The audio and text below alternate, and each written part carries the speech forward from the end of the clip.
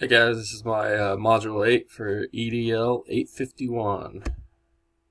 The first article is Teacher Evaluations Heads to Court.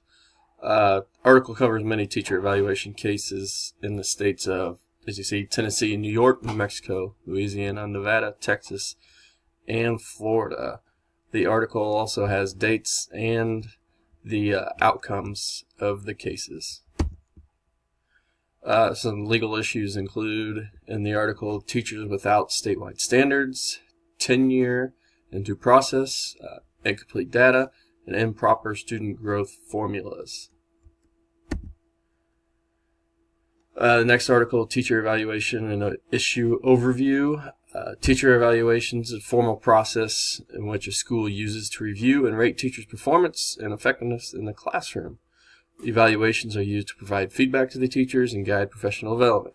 Teacher evaluations are governed by state laws and are generally designed and operated at district level. They vary widely in their details and requirements. Evaluations are usually done by administration, principals, assistant principals, maybe even your counselors and stuff like that.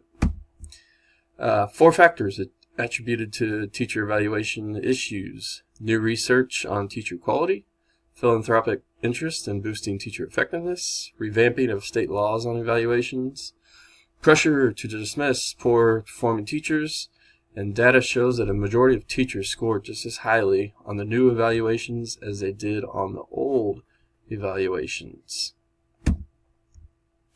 The new evaluations today are more complex. They have several components.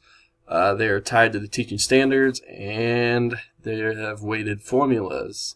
The several components are, you have observation time, the pre-observation meetings, you can meet to go over lesson plans, and then post-observation meeting with your administrator who did the evaluation, and then reflection.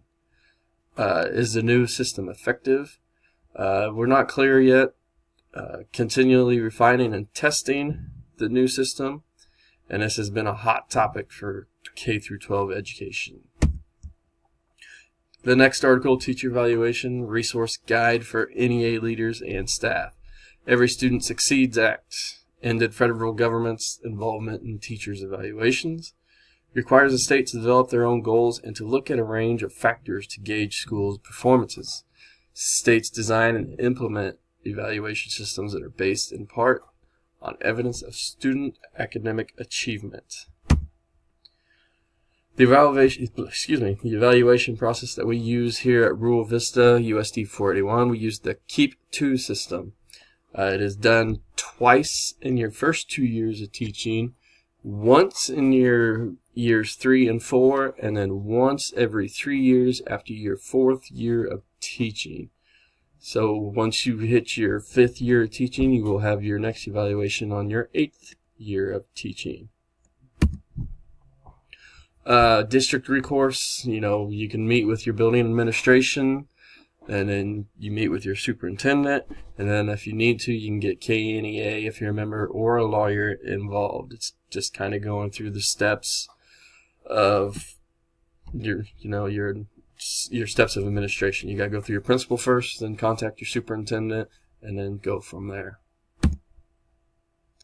The case that I'm going to talk about from the first article is the Florida legal case, Robinson v. Stewart. It was filed in September 14th, 2011. The alleged violations, 2011 evaluations law of merit pay conflicted with state's constitution guarantee for teachers to collectively bargain wages. Also, it argued that the law impermissibly gave legislative authority to the executive branch. This has been completed, and the state court judge ruled for the state in 2013. Myself as a future leader, when you go and you evaluate teachers and you deal with teachers, they're hiring and firing, you need to align with state and district set standards. Communication is a big factor. You need to communicate with your staff on a regular basis. Make sure everybody understands what is going on. Administration and staff have to be on the same page. Give honest feedback to each staff member. Don't sugarcoat anything. Be honest with them. Tell them what they need to improve on and continue to improve on. Reflection by both staff and administration. As an administrator, you need to reflect on how you did on your evaluations and also on how that staff member did.